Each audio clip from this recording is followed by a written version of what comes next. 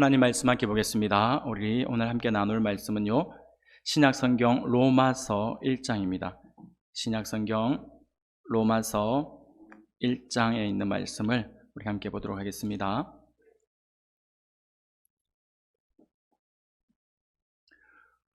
로마서 1장을 찾으셨으면 14절과 15절입니다. 14절, 15절, 우리 두 절 말씀입니다. 우리가 한 목소리로 같이 봉독하도록 하겠습니다. 로마서 1장 14절, 15절. 우리 함께 읽겠습니다. 헬라인이나 야만인이나 지혜 있는 자나 어리석은 자에게 다 내가 빚진 자라. 그러므로 나는 할 수 있는 대로 로마에 있는 너희에게도 복음 전하기를 원하노라. 아멘. 할렐루야. 네, 반갑습니다. 하나님의 큰 은혜가 우리 사랑하는 성도님들 모두에게 크게 차고 넘쳐나기를 소원합니다. 오늘 로마서 1장에 있는 이 14절, 15절 말씀을 우리가 함께 보았는데요. 우리 본문의 말씀을 가지고 빚 갚읍시다 라는 제목으로 같이 말씀을 잠시 살펴보면서 하나님의 은혜를 나누고자 합니다. 바울은 오늘 본문을 보니까 헬라인이나 야만인이나 지혜 있는 자나 어리석은 자나 모두에게 자신이 빚졌다라고 이렇게 고백을 하고 있습니다.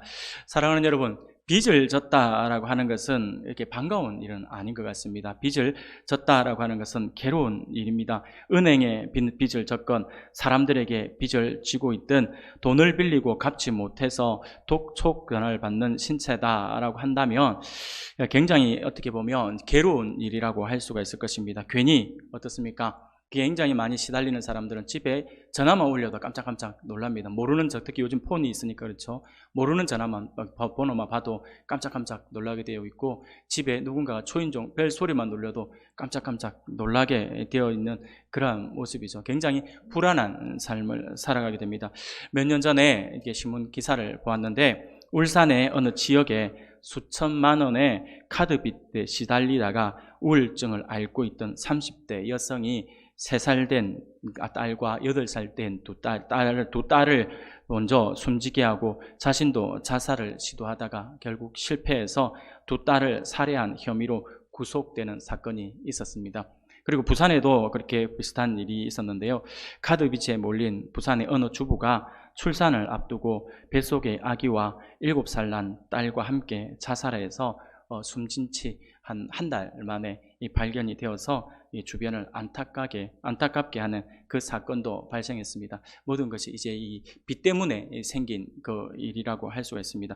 빚으로 인한 이런 유의 사건이 우리들에게는 어떻게 보면 또 요즘에 너무나도 많은 사건 사고들, 좀 끔찍한 사건 사고들이 많이 일어나다 보니까 이런 일들이 뭐 크게 놀라울 일은 아니다라고 할 정도로 많이 일어나고 있는 것 같아요. 그리고 이런 카드 빚이라든지 아니면 다른 빚 때문에 이런 극단적인 방법을 생각한다든지 아니면 삶이 무너진다든지 하는 그런 소식들은 우리가 비일비재하게 많이 듣고 있는 것 같습니다. 현대에 일어나고 있는 많은 사건 사고들을 우리가 가만히 살펴보면요, 그 모든 사건들, 예를 들면 자살이나 살인이나 강도나 절도, 사기, 유괴, 그 매일 쏟아져 나오는 온갖 사건들의 배후를 보면 그 배후에 모두가 다 돈과 연결되어 있다라고 하는 것을 우리가 보게 됩니다. 요즘 일어나고 있는 대부분의 사건의 배후에는 돈과 연결된 그 빚이라고 하는 그것이 꼭 연결되어 있다라고 하는 것을 보게 됩니다. 사랑하는 여러분, 왜 부모가 자녀를 죽이고 자신도 죽으려고 하겠습니까? 빚독촉 받는 것이 너무나 괴롭다라고 하는 것이죠. 빚독촉을 받으며 사는 것이 죽는 것보다 더 힘들다라고 하는 그러한 의미일 것입니다. 그렇습니다, 여러분. 사람이 빚을 지게 되면 사람마다 곧 행복하게 사람이 빚을 지게 되면요, 그냥 사람답게 살아가는 것들이 좀 어렵습니다. 행복하게 살지 못합니다. 돈을 꿔준 사람에게 고개를 숙여야 되고 늘 허리를 굽혀서 비굴해지게 굽신굽신거리게 되어 있다라고 하는 것이죠. 그런데 물론 또 가끔 가다가 좀 몰상식한 사람, 아니면 상식을 벗어난 어떤 사람들은 보면요, 빚을 지고도 너무나도 당당하게 큰 소리를 치는 사람, 그까이 얼마나 된다고 달라고 하나, 그 얼마 안 되면 자기가 빨리 주면 되지, 그거 안 줘가지고 그렇게 하고 그러는 사람들 있죠. 그 빚 때문에 우리가 분명히 돈을 빌려줬는데 왜 내가 또 돈 받으려고 굽신거려야 되지? 한 번씩 가다가, 모두가 다 그런 건 아니죠.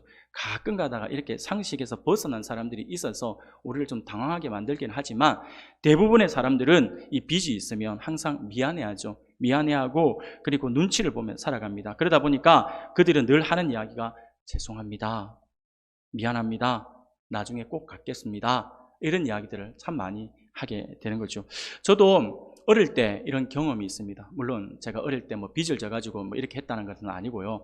어릴 때 저희들이 이제 있을 때 이제 부모님이 맞벌이를 하시니까 항상 이제 어머니가 일하러 가시면서 혹시 낮에 이제 뭐 배가 고픈다든지 아니면 뭐 간식이 먹고 싶다라고 하면 가게 우리 집 앞에 있는 그 가게에 가서 엄마 이름 대고 요즘에는 그런 일 없죠, 그렇죠? 요즘에 카드만 있으면 되는 거니까 옛날에는 외상이라고 하는 글을 많이 이제 이용을 했습니다. 그래서 외상으로 가서 엄마 이름 대고 먹고 싶은 거 먹어라라고 이렇게 이야기를 했습니다. 그래서 뭐 저 어릴 때 제 동생이랑 손잡고 가서 과자라든지 아이스크림이라든지 이런 것들 먹었던 기억이 나요. 그렇게 먹고 나서 저녁이 되고 그 다음 날이 되어서 이제 어머니께 물어봐요. 엄마 그건 어저께 내가 그거 먹었는데 엄마 그거 갚았어? 라고 물어보면 엄마가 아니 안 갚았는데? 라고 이야기해요.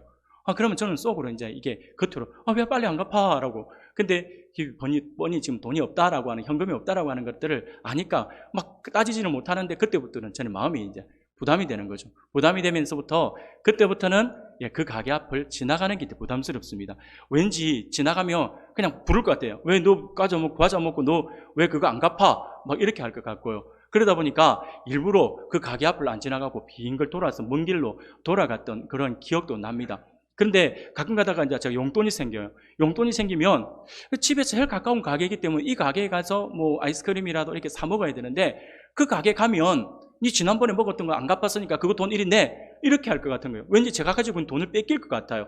그러니까 이 가게를 못 가는 거예요. 이 가게 못 가고 조금 더 멀리 있는 가게를 가게 되는 거죠. 멀리 있는 가게를 가면 이게 참 머피 법칙이라고 해야 되나요? 참 묘하게 그렇게 남의 다른 가게에 가서 물건을 사고 나오면 꼭 누구를 만나냐면 앞에 가게, 외상 먹었던 가게의 집 아이를 만나는 거죠. 그 만나면 얼마나 미안해요. 얼마나 미안하니까 냅다 뒤도 안 돌아보고 도망가 버리는 그런 일들이 좀 있었던 것이 기억이 납니다. 그래서 빚이라고 하는 것 때문에 이렇게 어렵게 저도 이렇게 외상값 때문에 좀 눈치 보며 다녔던 같은 그런 느낌이 들어가지고 오늘 잠깐 소개해드렸고요. 그러다가 한 달이 지나고 외상값을 다 갚아요. 다 갚으면 어찌 됩니까? 그러면 엄마가 갚았다 딱 이야기만 들으면 자신감이 생기잖아요. 딱 생겨가지고 그때부터 일부러 그 가게 앞을 이제 안 지나가도 되는데 그 가게 앞을 예전에는 막 도망가다가 이제는 그 앞을 천천히 걸어가죠. 천천히 걸어가면서 힘 딱 주고 가게 안을 싹 들여다보면서 딱 자신감 있게 지나갑니다. 왜 그렇습니까? 빚 갚았다는 거죠. 엄마가 다 갚아줬죠. 그러면 나는 이제 더 이상 채무에 대한 그런 거 없죠. 뭐 이런 거죠. 그러면서 당당하게 지나갔던 기억이 납니다. 사랑하는 여러분, 그렇습니다. 이게 빚을 지고 있으면 사람들이 이렇게 된다라고 하는 것이죠. 어린 저에게도 빚이라고 하는 것은 굉장히 부담으로 다가왔습니다. 이렇게 빚이라고 하는 것은 사람을 비굴하게 하고 비참하게 하고 초라하게 만드는 것 같습니다. 이것이 빚진 자의 상황이다라고 하는 것을 우리가 잘 알고 있습니다. 그래서 우리는 이 빚을 지는 것을 반가워하지 않죠. 대부분 어쩔 수 없는 상황에서 빚을 선택하기는 하겠지만 빚 지는 것을 좋아하는 사람은 그렇게 흔하지가 않습니다. 뭐 사업하는 사람들은 그렇게 이야기하더라고요. 빚도 재산이다 라고 이야기를 하면서 뭐 당당하게 이야기를 하긴 하던데 그런 사업 말고 우리가 일상생활할 때의 그 빚은 참 많이 우리에게 부담이 되죠. 그런데 오늘 본문을 보면 우리가 이상한 것을 하나 발견하게 됩니다. 그게 무엇이냐니까 사도 바울은 스스로 자기 자신을 빚진 자다라고 고백을 하고 있다라고 하는 것이죠. 빚을 진다라고 하는 것은 우리에게 분명히 반가운 일은 아님에도 불구하고 바울은 스스로 자신이 빚진 자다라고 이렇게 고백을 하고 있다라고 하는 것입니다. 왜 그럴까요? 왜 바울은 스스로를 빚진 자다라고 이렇게 표현하고 있는 것일까요?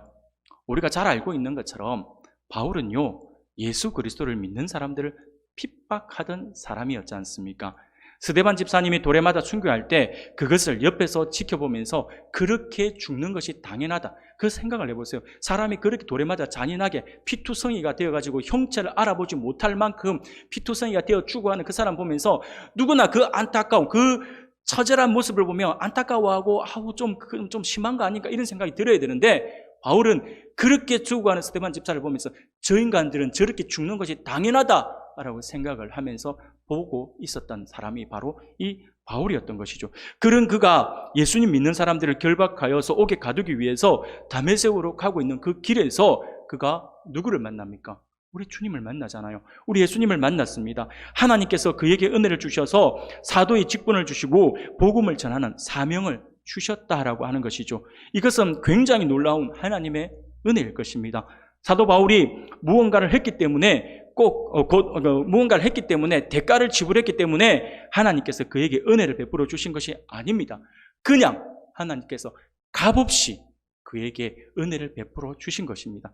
내가 아무것도 하지 않았는데 나는 예수 그리스도를 믿는 사람들을 핍박하는 죄인인데 하나님께서 일방적으로 나를 찾아오시고 은혜를 베풀어 주시고 감동을 주시고 변화시켜 주셨습니다. 무엇보다 구원의 기쁨을 주셨던 것입니다. 바울은 그렇게 지금 고백을 하고 있는 것이죠. 그것이 자기 안에 와닿으니까 이 바울은 하나님의 이 은혜를 기억하면서 자신을 돌아보아 자신을 빚진 자다라고 이렇게 고백을 하고 있는 것입니다. 사랑하는 성도 여러분, 오늘 바울의 이 모습을 오늘 우리들에게 그대로 적용해 볼 수가 있습니다. 우리가 주님의 그 은혜로 구원을 받았습니다. 사랑하는 여러분, 우리가 주님의 은혜로 구원을 받았어요. 그런데 여러분, 우리가 구원받기 위해서 우리가 한 것이 무엇이 있습니까? 여러분, 구원받기 위해서 여러분들 한 게 무엇이 있나요? 세상에서 말하는 도덕적인 어떤 선함을 우리가 가지고 있나요? 세상에서 말하는 그 선한 일을 하기 위해서, 선한 일을 하면 구원을 받는다 할 때 여러분들 그걸 가지고 여러분들이 이 땅에 살아가면서 내가 거짓말 한번 안 하고 시기질도 한번 안 하고 남들이 나를 비난한다 하더라도 그게 대해서 전혀 어떤 마음도 없이 그럴 경 없이 그냥 내가 선하게 다 품고 그 모세처럼 그 온유한 마음으로 다 품는 그런 모습이 우리 안에 있는가요? 아니면 내가 교회 안에서 내가 구원받기 위해서 내가 뭐 몇십원 몇백원 내 생명의 가치하고 맞먹는 그 돈을 가지고 와서 하나님 앞에 헌금하면서 하나님 저 구원해 주세요 라고 그렇게 하신 적이 있나요? 우리는 구원을 받기 위해서 그 어떤 것 아무것도 한 적이 없습니다. 아무것도 한 적이 없고 하려고 해도 할 수 있는 능력도 없고 가지고 있는 것도 없잖아요. 그런데 하나님께서 우리에게 찾아오셔가지고 우리에게 은혜를 베풀어 주시고 구원을 베풀어 주셨다라고 하는 것이죠. 바울을 보시기 바랍니다. 예수 그리스도를 믿는 사람들을 핍박하던 인생이 하나님의 강권적인 섭리 안에서 예수를 만남으로 말미암아 사람을 죽이는 인생에서 이제는 사람을 살리는 그러한 인생으로, 그러한 사람으로 변화되었다라고 하는 것입니다. 이 하나님의 크신 은혜에 너무 감격해서 그가 스스로 빚진 자로서의 삶을 살아가겠다라고 이렇게 고백을 하고 있는 것입니다. 사랑하는 여러분, 그러면 여기서 우리가 한 가지 의문을 가질 수가 있는 게 있어요. 그게 무엇이냐니까 우리가 조금 궁금하게 여길 수 있는 부분이 있는데, 그것은 사도 바울이 빚을 졌다라고 자기 스스로 이렇게 고백을 하지 않습니까? 그러면 솔직히 이야기해서 바울이 빚을 졌으면 누구에게 진 거예요? 하나님께 준 거잖아요. 하나님께서 거저 우리에게 베풀어 주시는 은혜니까. 바울은 분명히 하나님께 빚을 졌잖아요. 그런데 바울은 당연히 하나님께 빚을 졌다라고 이야기를 해야 되는데, 바울은 자신이 하나님께 빚진 자라고 말하지 않고 사람들에게 빚진 자다라고 고백을 하고 있다라고 하는 것이죠. 왜 이렇게 고백을 하고 있는 것일까요? 왜 내가 하나님께 빚을 졌노라 라고 하지 않고 사람들에게 빚을 졌다라고 바울이 그렇게 고백을 하고 있는 것일까요? 그것은요, 어렵지 않습니다. 이것은요, 바로 이런 뜻입니다. 우리는 현실적으로 하나님께 진 빚을 갚을 수가 없어요. 내가 하나님께 갚을 능력이 없어요. 갚아야 된다라고 하는 것조차도 내가 기억하지 못합니다. 그만큼 우리가 어리석죠. 우리는 하나님께 진 빚을 갚을 수가 없어요. 우리 힘으로는 그것을 갚는다라고 하는 것은 불가능입니다. 우리가 어떻게 해도 하나님께 진 구원의 빚을 갚을 수가 없습니다. 만약 누군가가 하나님의 빚을 내가 하나님께 직접 갚겠다라고 말을 한다면 그 사람은 교만한 사람이라고 말할 수 있을 것입니다. 그 누구도 하나님께 직접적으로 하나님의 그 은혜의 빚을, 그 구원의 빚을 갚을 수가 없습니다. 그러면 우리가 하나님께 진 엄청난 빚을 우리가 어떻게 갚아야 될까요? 이 어떻게 갚아야 되는지에 대해서 힌트를 주고 있는 것이 바로 마태복음 18장에 나옵니다. 마태복음 18장 21절부터 35절까지에 보면 1만 달란트 빚진 자의 비유가 나옵니다. 잠깐 소개해드리면요, 어느 한 종이 주인에게 1만 달란트의 빚을 졌다라고 성경은 말씀을 합니다. 여러분, 1만 달란트가 조금 이렇게 실감이 잘 가지 않죠. 이것이 마치 우리나라 이렇게 해석을 하면서, 그렇죠? 번역을 하면서 우리나라 돈으로 딱 계산을 해가지고 이 정도의 빚을 졌다. 그럼 우리가 조금 더 알아듣기 쉽겠는데, 근데 1만 달란트, 그러니까 확 와닿지 않잖아요. 예. 그래서 제가 여러분들을 위해서 한번 조사를 해봤습니다. 그러니까 한번 찾아봤어요. 찾아봐서 이 정도가 얼마의 가치가 있는 건지를 제가 한번 찾아봤어요. 여러분, 성경에 보면 달란트가 나오잖아요. 달란트가 나오고 이게 데나리온이라고 하는 게 나오는데, 이 1달란트가 얼마냐면 데나리온으로 따지면 6,000데나리온이에요. 1달란트가 6,000데나리온. 근데 이 1데나리온은 일반 노동자, 이게 성인 남성이 노동자가 하루에 일을 해서 받는 하루의 품삯이에요. 하루 품삯이 이게 1데나리온이에요. 그래서 1달란트가 6,000데나리온이라고 한다면 6,000일 동안 안 먹고 안 쓰고 놓아놔야지만 1달란트가 되는 거죠. 근데 몇 달란트라고 이야기합니까? 1만 달란트라고 하죠. 그러면 이 6,000데나리온에다가 1만을 곱하면 됩니다. 1만 달란트를 곱해요. 그러면 우리가 쉽게 생각해서 오늘날 노동자들이 뭐 직업에 따라서 그 직업의 어떤 중요도와 어떤 일하는 것에 따라서, 예전에 보니까 뭐 어떤 뉴스에도 나오더라고. 어느 회장은 뭐 하루에 그 노동하는 그 대가가 하루에 일당을 뭐 2억 쳐가지고 그 탕감하고 막 그렇게 이야기를 하더라고요. 와, 근데 어떤 사람은 그렇죠, 몇만 원부터 해가지고 또 몇십만 원짜리 사람도 있을 것이고 몇백만 원짜리 뭐 사람도 있겠죠. 근데 우리가 일반적으로 생각할 때 일용직 우리 남성분들이 하루에 일을 해서 받는 수입을 우리 한 10만 원 정도로 또 한번 생각을 한번 해봐서 제가 계산을 해보니까 하루에 10만 원으로 계산해봐도 1달란트가 얼마가 되냐니까 6억이 되더라고요. 그 6억에서 곱하기 만을 하는 거예요. 만을 하니까 얼마가 되냐니까 6조 원이 돼요. 6조 원. 별로 놀라지도 않습니까? 여러분들 혹시 제가 모르는 사이 여러분들 되게 이 정도 돈을 다 갖고 계신 거 아니에요? 저는 상상도 못, 저는 계산기 두드려가면서 이런 숫자를 보지도 못했기 때문에 저 혼자서 1, 10, 100, 1000 이러고 이거 오늘 내일 설교 시간에 이거 이야기하면 성도님들 되게 놀라겠는데 했는데 아무도 안 놀라시는 걸 보고 제가 더 놀랍습니다. 지금 어찌 안 놀라시지 싶어서. 여러분, 6조 원이 이게 어느 정도인지 제가 조금 더 피부에 확 와닿게 해드릴까요? 6조 원은요, 우리나라 역사가, 단군 할아버지가 이게 우리나라를 만들시고 나서 우리가 한 5,000년의 세월이 지났다라고 이렇게 이야기하잖아요. 제가 그냥 계산을 해봤어요. 단군 할아버지가 이 나라를 세워서 그때부터 지금까지 1년에 12억씩 모아야지만, 한 개도 안 쓰고 12억씩 모아야지만, 5,000년을 모아야지만 생길 수 있는 돈이 6조 원이에요. 좀 더 확 와닿죠? 단군 할아버지 때부터 그때부터 지금까지 안 써야 되는 거, 5,000년 동안. 이 말이 안 되는 거죠. 이게 엄청난 돈입니다. 그런데 여기서 제가 좀 더 놀라운 사실을 하나 말씀을 드리면요, 성경에서 이 달란트라고 이야기할 때 이 달란트가 금이냐 은이냐에 따라서 또 달라져요. 물론 성경에서는 달란트를 이야기하면 대부분 금을 많이 비유를 듭니다. 그러면 그 금으로 계산을 해보면요, 돈으로 계산하지 않고 금으로 계산을 해보면 오늘날 우리 시대의 금 시세를 가지고 제가 한번 또 그냥 한번 계산을 해봤어요. 오늘날 우리의 금 시세를 보면 1달란트가 무게가 얼마냐면 35kg예요. 35kg. 이 35kg가 우리가 금을 한 돈, 두 돈 이렇게 하잖아요. 그럼 이 돈이 이 35kg인데, 이 35kg가 1달란트가 35kg인데 이것을 돈으로 하면 9,345돈이 되더라고요. 굳이 이런 거 여러분들 기억 안 하셔도 되는데 그냥 여러분들 이런 게 있습니다라고 하는 것만 여러분 들어두시면 될 것 같아요. 그래서 금 한 돈이 제가 어제 저녁에 인터넷으로 어떻게 한번 봤어요. 얼마인지 보니까 이 금이 지금 한 돈이 우리 돈으로 25만 원 정도 하더라고요. 자, 그러면 여러분 25만 원을 계산해 가지고 한번 계산해 보는 거예요. 그러면 금 1달란트가 얼마가 되냐면 약 23억 원이 돼요. 그 23억 곱하기 1만 달란트를 했잖아요. 1만 달란트를 계산하니까 23조 원이 나오더라고요. 23조 원보다 훨씬 많이 나오더라고요. 그러니까 6조 원보다 비교할 수 없는, 금으로 이렇게 계산을 하니까 훨씬 더 올라가는 거죠. 여러분, 이거 엄청나게, 이 말도 안 되는 이거 뭐였죠? 그 숫자로만 봐도 이게 세기가 어려운 이 돈을 지금 이 종이 주인으로부터 탕감을 받았다라고 성경은 이야기하고 있습니다.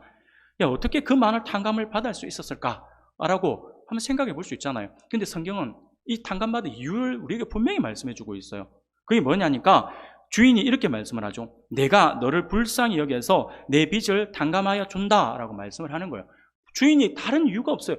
그냥 니를 보니까 불쌍하다. 불쌍해서 너를 구원해 주겠다. 너를 살려 주겠다. 너의 그 빚을 내가 갚아 주겠다. 내가 없애 주겠다. 이렇게 하는 거예요. 이 종이 잘난 것도 아니에요. 종이 뛰어난 것도 아니고 종이 뭐 그냥 아부를 잘한 것도 아니고 그래서 이 종에 뭐 어떤 굉장히 지식이 뛰어나가지고 이 종의 미래의 가치가 있기 때문에 그 가치에 대해 내가 투자를 하겠다 한 것도 아니에요. 그냥 종이 보고 불쌍하니까 그냥 그것을 탕감해 주겠다라고 이렇게 이야기를 한 거죠. 근데 문제가 발생하죠. 어떤 문제냐니까 이 종이 자신은 1만 달란트를 탕감받았는데 정작 자신은 자기에게 100데나리온 빚진 자를 만나서 탕감은커녕 오히려 그의 멱살을 잡고 돈 안 갚는다고 옥에 가두면서 빚을 갚으라고 독촉하는 그 일이 벌어진 것이죠. 정말 어떻게 보면 정말 나쁜 사람이에요. 나쁜 사람. 그 주인은 자신에게 1만 달란트를 탕감해 줄 때 자신이 이뻐서 그렇게 한 것이 아니죠. 실력이 뛰어나서 그렇게 한 것도 아니고 지혜가 크고 능력이 많아서 그것이 너무 어여뻐서 탕감을 내준 것이 아니었다고 하는 것입니다. 단 한 가지, 그냥 주인이 보기에 불쌍히 하니까 불쌍히 여겨서 탕감해 주었던 것입니다. 온전히 주인의 은혜인 것이죠. 그럼에도 불구하고 이 종은 거저 받은 은혜를 자신은 거저 주지 아니하고 그것에 대한 대가를 바라고 있다라고 하는 것이죠. 얼마나 마음이 상하겠어요. 사랑하는 성도 여러분, 이것이 오늘 우리에게 그대로 적용되어지는 말씀입니다. 하나님께서 우리에게 값없이 은혜를 베풀어 주셨고 우리에게 복을 주셨습니다. 그것에 대해서 갚으라고 요구하지 않으십니다. 하지만 그럼에도 불구하고 우리에게는 여전히 채무의 의무가 남아 있습니다. 심적인 부담을 우리가 가져야 된다라고 하는 것이죠. 빚을 갚아야 된다라고 하는, 주님께 그 빚을 갚아야 된다라고 하는 그 마음을 가져야 한다라고 하는 것이죠. 그런데 문제는 이런 빚을 우리는 어떻게 하나님께 갚을 수 있냐라고 하는 것입니다. 조금 전에도 말씀드린 것처럼 우리가 직접적으로 하나님께 갚을 수는 없다라고 말씀을 드렸어요. 그럼 이걸 우리가 어떻게 갚겠냐라고 하는 것이죠. 우리가 하나님께 빚진 자로서 하나님께 빚을 갚아야 함에도 불구하고 우리는 하나님께 빚을 갚을 방법을 알지 못한다라고 하는 것입니다. 그러면 우리가 빚 갚는 것을 포기해야 하는 것일까요? 아니죠. 조금 전에 말씀드린 것처럼 우리는 채무의 의무, 그 빚을 갚아야 된다라고 하는 마음을 가져야 된다라고 말씀을 드렸잖아요. 그래서 우리는 포기하지 않고 이것을 갚도록 노력을 해야 됩니다. 우리가 빚을 갚는 방법이 전혀 없는 것은 아닙니다. 바로 있습니다. 그것을 설명해 주고 있었던 것이 바로 마태복음 18장에 나오는 1만 달란트 비유가 바로 그 비유였던 것이죠.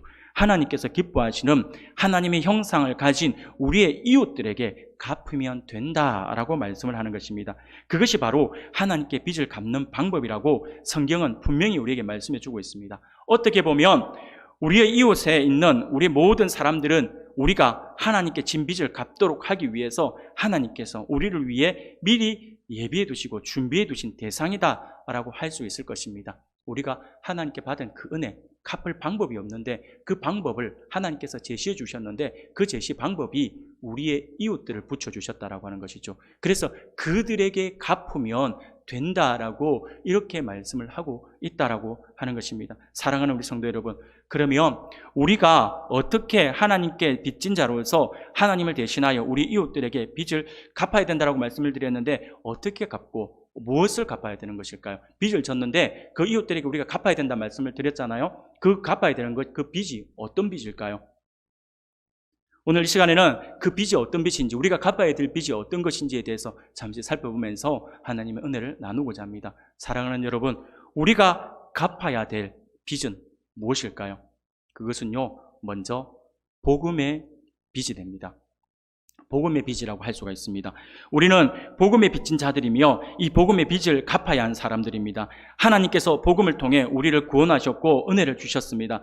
그래서 우리는 세상의 모든 사람들에게 그 복음을 전해 주어야 한다라고 하는 것입니다. 바울은요, 사도행전 20장 24절에서 이렇게 고백합니다. 내가 달려갈 길과 주 예수께 받은 사명, 곧 하나님의 은혜의 복음을 증언하는 일을 마치려 하면은 나의 생명조차 조금도 귀한 것으로 여기지 아니하노라 라고 말씀을 합니다. 복음을 전하는 일을 위해서라면 나의 모든 것을 드릴 수 있다라고 하는 것이죠. 복음을 전하는 것이 곧 빚을 갚는 것임을 천명하고 있는 것입니다. 우리 주님께서 죄 가운데 죽었던 우리를 구원해 주셨습니다. 십자가에서 죽으심으로 말미암아 우리의 죄를 사하시고 사흘 만에 부활하심으로 우리에게 영생의 소원을 주셨습니다. 그 빚을 복음을 모르는 사람들에게 갚아야 된다라고 하는 것입니다. 복음을 듣지 못한 사람들을 보면 미안해하고 죄송한 마음을 가져야 될 것입니다. 복음을 듣지 못한 나라들을 생각하며 잠이 안 오고 부담감이 와야 합니다. 이것이 복음의 빚진 자의 마음과 태도입니다. 그래서 이 복음의 빚을 가지고 그들에게 다가가야 한다라고 하는 것이죠. 예전에 제가 앞에 있던 교회에서 우리 청년들을 가르치는데 우리 청년 하나가 갑자기 막 여러 가지 이제 선교 사역들을 이게 선교 또 단체에서 많은 일들을 했는데 어느 날 저에게 다가와서 상담을 하는 거예요. 상담을 하면서 저에게 목사님 저 단기 선교를 좀 다녀와야겠습니다라고 하더라고요. 그래서 단기 선교 그래 어디를 가려고 하는데라고 했더니 터키를 가야 된다고 하더라고요. 터키를 가야 된다 하길래 왜 하필 또 이슬람권이야? 왜 하필 그쪽으로 가려고 그래? 목사님 걱정되게 했는데 더 걱정이 되게끔 뭐라냐면 터키에 있는 쿠르드족에게 가야겠습니다 라고 하더라고요.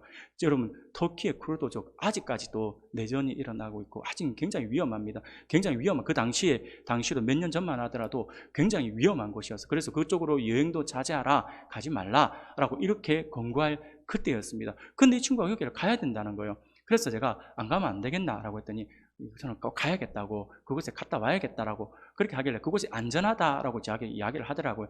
그래서 뭐 어떻게 하겠습니까? 가야겠다고 하는데 그래 한 달 정도를 가야 된다 해서 간다고 해서 그래서 알겠다 목사님 기도할 테니까 갔다 와 해서 갔습니다. 가서 제가 뭐 가기 전에 출발하기 전에 제가 기도하고 하나님 안전하게 붙들어 주세요 하고 보내놓고 나니까 제가 마음이 계속 불안해가지고 계속 위험한 지역이라 하니까 제가 걱정이 되잖아요. 근데 계속해서 이제 기도하고 했는데 한 달이 지나서 이 친구가 돌아왔어요. 이 여학생인데 이렇게 돌아왔어요. 그 정말 이렇게 건강한 모습으로 돌아와서 얼마나 굉장히 반가웠어요. 그리고 저는 이제 아무 걱정도 안 했어요. 근데 이 친구가 한 달 정도를 또 지내더니 또 저에게 상담하러 오는 거예요. 상담하러 와가지고 한다는 이야기가 목사님 저 장기로 좀 갔다 와야겠습니다 이러는 거예요. 어디를? 그러니까 크루드족에 또 가야 된대요. 그래서 최소 1년을 계획해가 가겠다는 거예요. 제가 안 된다고 절대 안 된다. 거기가 얼마나 위험한 지역인데 네가 한 달 정도 갔다 온 거는 목사님이 어쩔 수 없이 네가 그랬으니까 내가 허락하겠지만 네가 나에게 뭐 그냥 은혜가 없고 내가 뭐 신실하지 못하고 하나님의 선교 사역에 대한 이해를 못한다고 해서 내가 반대한다고 네가 나를 욕해도 좋아. 그러나 미안하지만 나는 네가 우선이야. 나는 네를 먼저 보호해야 돼. 그래서 나는 너 안 갔으면 좋겠어. 가지 마. 절대 안 돼. 목사님 너 가는 건 나 절대 허락 못 해. 라고 이야기를 했어요.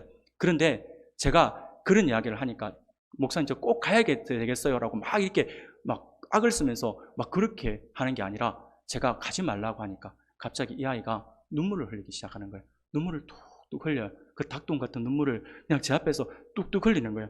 그래서 제가 뭐 순간 너무 놀랐어요. 내가 가지 말라고 엄하게 말한 것도 아닌데 왜 이렇게 울지 하면서 쳐다보는데 이 아이가 한참을 울더니 하는 이야기가 뭐냐니까 목사님의 말씀 제가 이해는 하는데 목사님 제가 갔다 오고 나서 한 달 동안 제가 눈을 감으면요 이 쿠르드족 아이들이 자꾸 떠올라요.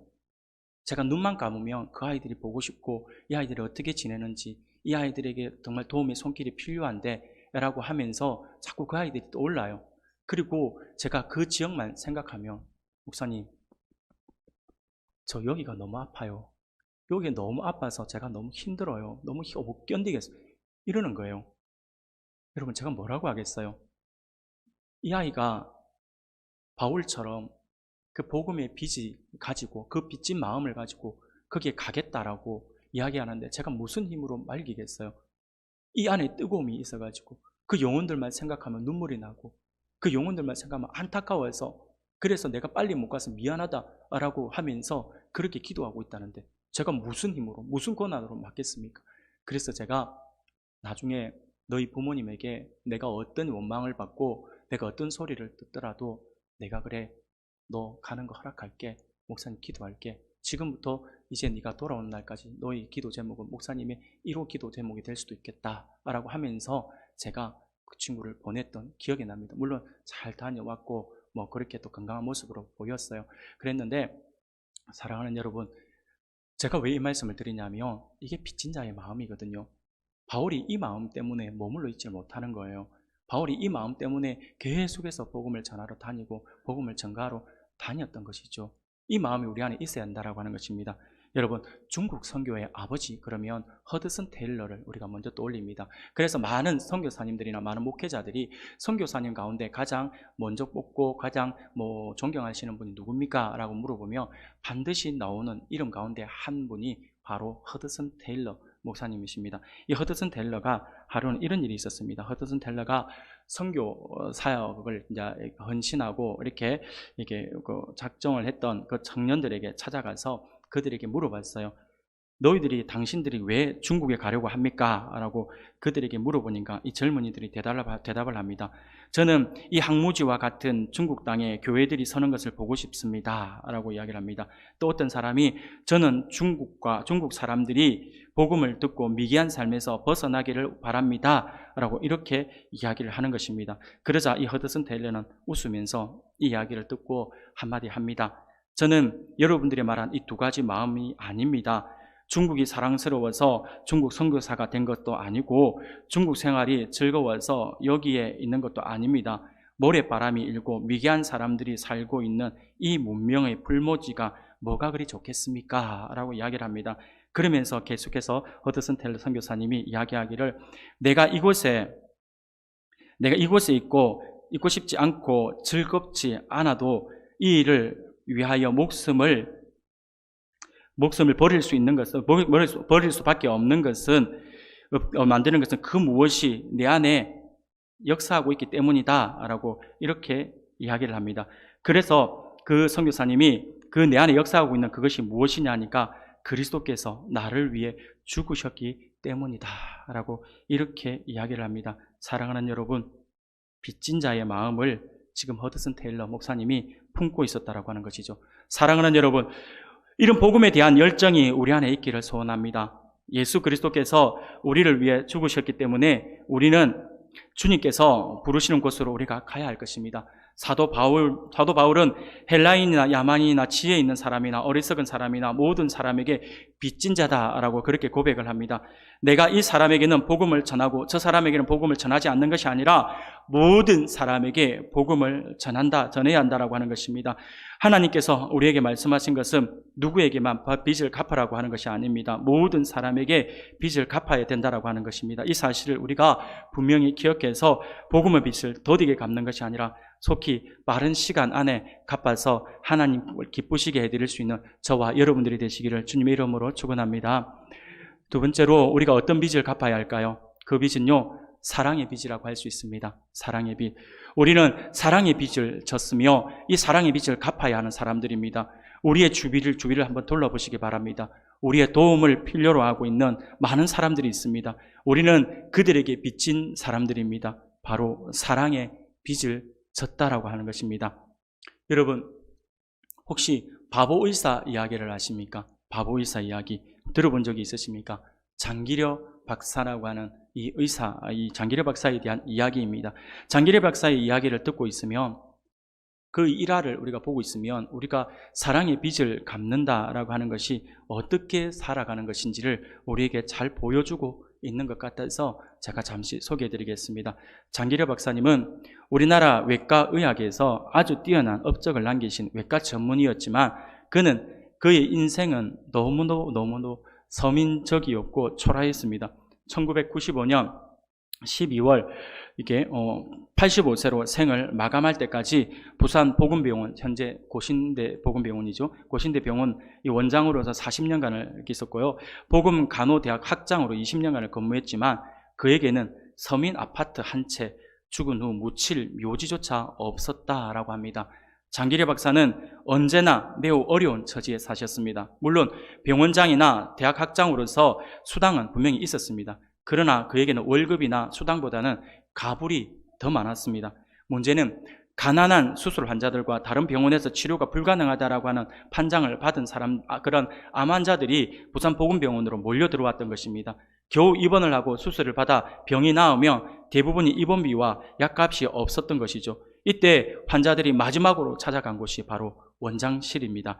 원래 자신의 이속에 밝지 않았던, 그래서 셈을 잘 할 줄 몰랐던 이 바보 같을 정도의 마음이 착한 우리 장기려 박사님은요, 가난하여 먹고 살기도 힘들어 병원비가 없고 치료비를 낼 능력이 없습니다 라고 환자들이 하소연을 하며 그들이 딱한 사정을 듣고는 눈물겨워하면서 병원비를 대신 내어 주기도 하고요, 병원장의 그 권한으로 그냥 돌려보내 주시오 라고 해서 그래 항상 이 마이너스가 나게끔 되었다라고 하는 것입니다. 그래서 뭐 어떻게 보면 이게 병원 행정에 있어서 너무나도 심각한 이게 마이너스가 되다 보니까 병원에서 이제 회의를 합니다.